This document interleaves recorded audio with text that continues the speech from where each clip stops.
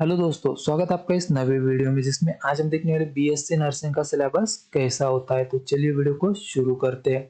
जो BSc nursing होता है तो उसके फर्स्ट सेमेस्टर में आपको यहाँ पे एनाटॉमी रहेगा, उसके बाद फिजियोलॉजी होता है, बायोकेमिस्ट्री ये सब्जेक्ट पढ़ना पड़ता है, माइक्रोबायोलॉजी होता है या साइकोलॉजी जो होता है, ये सब्जेक्ट आपको फर्स्ट सेमेस्टर में पढ़ने पड़ेंगे।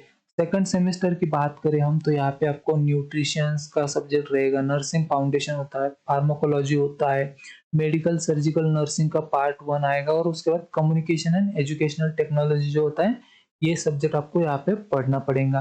तो ये सब्जेक्ट होते हैं और इनके बारे में और भी कोई जानकारी चाहिए होगी तो आप मुझे कमेंट करके पूछ सकते हो या फिर आप मुझे इंस्टाग्राम पे भी डीएम कर सकते हो।